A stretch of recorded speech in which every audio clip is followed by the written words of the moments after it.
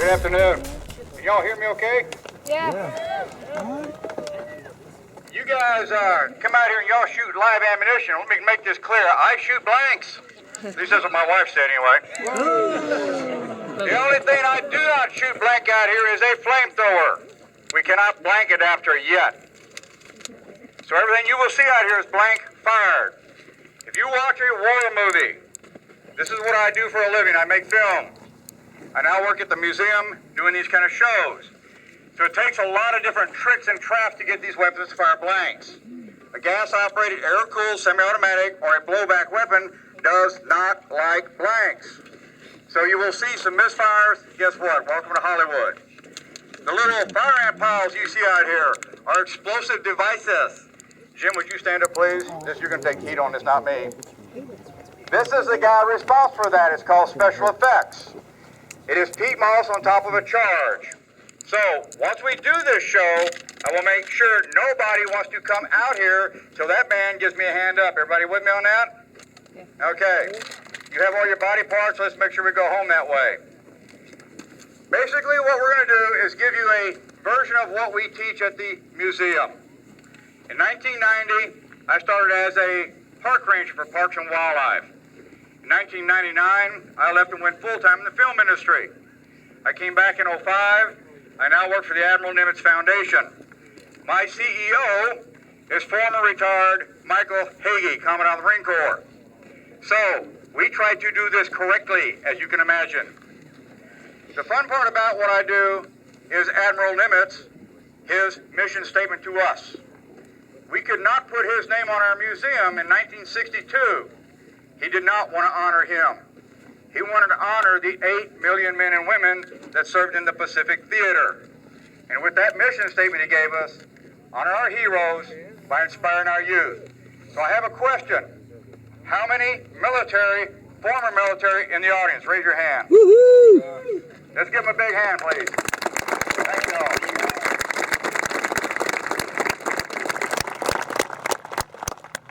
As most of you know, 1941 to 1945 was a world war. Today, our parents, grandparents are getting fewer and fewer, known as the greatest nation, the greatest generation. We're losing 1,500 of these guys and gals a day. It is with that mission statement the Nimitz Museum hangs its hat. We are dedicated to that mission. So, are y'all ready to get started? Sure. Good. You're going to love this part. Everybody raise your right hand. You just joined the United States Marine Corps. Again? You know, I'm surprised that still gets a laugh. But let me tell you this, folks. On December 7th, 1941, it was not a joking matter. That next morning, December the 8th, Germany declared war on us. Our country is going to fight a two-front war, something all our commanders, leaders, and instructors tell us we should not do. We're going to do it. The problem is we're going to fight Germany and Japan. We've never fought Japan. I'm going to tell you something. Japan has never lost a war. They've never been defeated. Japan is a proud country. They're small, but they know what they're after. They've got a mission.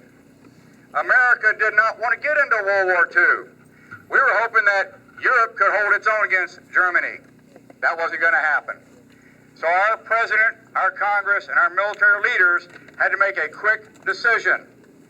We can fight one or the other, Germany or Japan. We chose Germany first. If Germany wins, Europe loses. The world as we know it would cease to exist. The islands are surrounded by water. Japan is not going anywhere. But we don't know what he's capable of. We know this. He has taken on China, and he's winning. It's going to be scary, folks, because guess what? In 1941, you only had 6 aircraft carriers, 3 in the ETO and 3 in the PTO.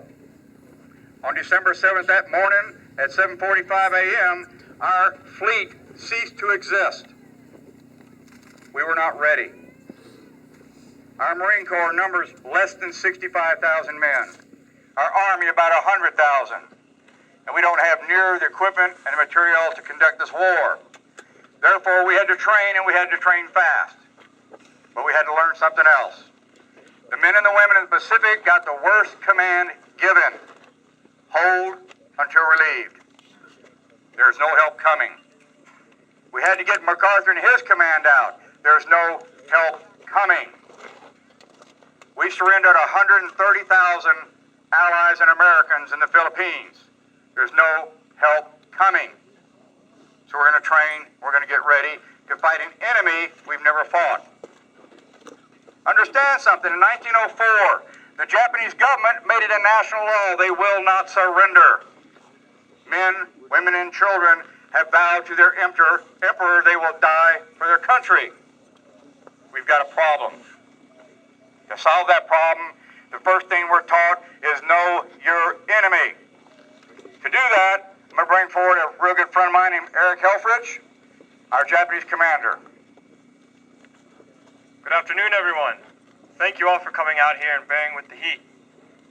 To help you all understand why, during World War II, young Japanese and American men fought to the death on islands like the one represented before you here in this field, I'd like to take you back in history, farther than Pearl Harbor. All the way back, in fact, to 1853, when a United States admiral named Commodore Perry took a fleet of the most modern gunboats the Navy had to offer in the United States and sailed into Tokyo Bay, threatening the shogun, the military leader of Japan at the time, as well as the emperor, with destruction and warfare along the coasts of the home islands. They didn't relent and opened a trade agreement exclusively with the United States. They relented at this show of force. It was impressive and frightening. This was a momentous event because, for the first time in 200 years, Japan opened its borders to trade with the outside world. A period of self-isolation was instituted to keep out foreign pollutants, such as Christianity, opium, business ventures deemed hostile to the Japanese home islands and people. Upon entering the world stage, the Japanese quickly realized to avoid the fate of their neighbors, that is, to avoid becoming a colony of the United States or Great Britain, like China and many countries in Southeast Asia, they needed to do two things and do them very quickly: modernize their economy and expand their military. And in a short number of years, this was accomplished by sending the best and brightest military advisors and students to universities and military academies around the world, bringing back the best of the West, as it were, to the newly awakened country. In the 1880s, a short war was fought alongside the British on mainland China to put down what was deemed the Boxer Rebellion. For the first time, the Japanese military utilized rifles and cannons rather than bows and arrows and swords exclusively. Technology was impressive and proven. Further developments were made to 1904, when a war broke out between Tsarist Russia and Imperial Japan, on land in Korea, and in the Sea of Japan between mainland China and the Japanese home islands. The Russians were beat soundly on both fronts. This shocked the world, which paid very close attention to this modern war, as it was the first time a non-Western power defeated a Western one in the field of battle and on the sea. During World War I, the Japanese assisted the Allies in eradicating the Germans from the Pacific theater. Here they gained the important possession of Tsingtao, gateway to mainland China. Things were good for a number of years until the Great Depression rocked world economies. The Japanese were not exempt from this, and they found themselves in a bit of a pinch, as their newly awakened country and growing population needed more food and more resources to sustain the economic and industrial development they were experiencing. So, a military expedition was raised, sent across the sea to China, and a resource war was waged there against the nationalist Chinese and communist factions, who were they themselves embroiled in a civil war. Modern war and its inherent brutalities, which were highly publicized in Western media, as well as the threatened interests of Great Britain and the United States and China, brought political sanctions upon Japan on the world stage. They walked out of the United Nations meeting and decided that the attitude towards Western nations was then on going to be hostile. Western nations were seen as being crushing and strangling to the Japanese by cutting off resources that they need to ultimately feed their people, not to mention continue the war that was dragging along in China.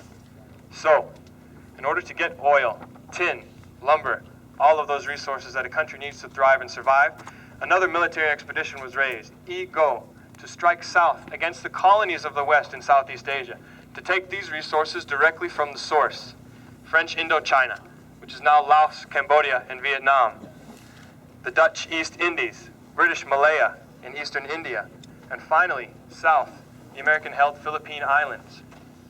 One by one, these bastions of colonialism fell to Imperial Japan, and these places were absorbed into the empire. It was at this time that the controversial plan was drafted to go and strike a death blow at the United States Navy anchored in Pearl Harbor, hopefully cowing the President of the United States and the military from staying out of the Pacific theater so that the Japanese could freely pursue their own interests without Western intervention. You notice that myself and the soldiers accompanying me are all wearing lightweight cotton tunics and trousers.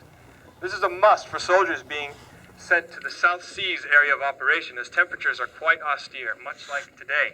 Very sunny, high humidity.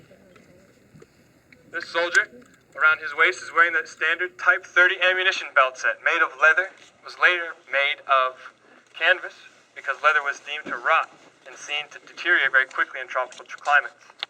Each front pouch of his belt holds 30 rounds of rifle ammunition, and there's an additional 60 in the rear, as well as an oiler bottle to service his weapons and equipment. On his head wears the standard ballistic protection of the Japanese military, Type 90 steel pot helmet. He's issued a cloth cover to help keep the soldier cooler in the sun and to break up the outline of the helmet as seen by the enemy, as well as a net to insert local foliage to further camouflage him from the opponents. He's issued the Type 38 rifle, designed and commissioned by a colonel in the Japanese army during the war with the Russians. It utilizes a 6.5 millimeter rifle round and is fed by an internal 5-round box magazine. It's a bolt-action rifle, and for those of you who aren't familiar, which I'm sure there are very few, it means it must be manually operated in between shots. You'll notice that with the bayonet attached, this weapon is almost as tall as the soldier who wields it. This is in keeping with Japanese military tradition, in the belief that it's the most manly and efficient use of resources to close in and destroy the enemy in hand-to-hand combat, face-to-face, as it were. I'm going to demonstrate to you Japanese rifle squad and the firing of Japanese infantry rifles.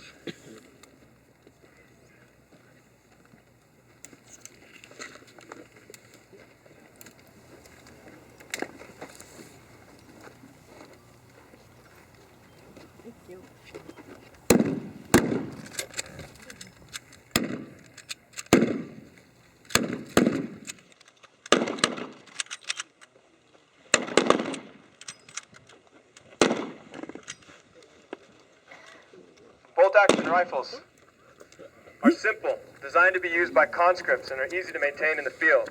They're accurate, flat shooting, have little recoil, and above all, they are a bayonet delivery device. However, when it came to facing enemies of the Empire in the South Pacific, there were more than rifles and bayonets issued to Japanese soldiers. Enter light machine guns. The Type 99 light machine gun was designed in 1939 and utilized a 7.7 millimeter round. Akin to the United States 30-06 or British 303 cartridges, it's fed from an inverted 30-round box magazine. The sights of the weapon are offset to the sides so that the carrying handle and magazine do not interfere with the soldier's view of the target downrange. It comes equipped with a bipod on the front of the weapon and a monopod on the rear of the stock to assist the soldier in firing from prone or defensive positions. As a soldier in this position is inherently more accurate and less of a target than one standing and shooting from the hip. Unique to Japanese light machine guns of the period are their inclusion of bayonet mounts. Why equip a light machine gun with a bayonet mount, you may ask yourself. Aside from the boost of confidence it gives the soldier who wields it, it can also intimidate the enemy and finish off those who would refuse to surrender when it came down to close combat in the trenches. I'm going to demonstrate this weapon for you now.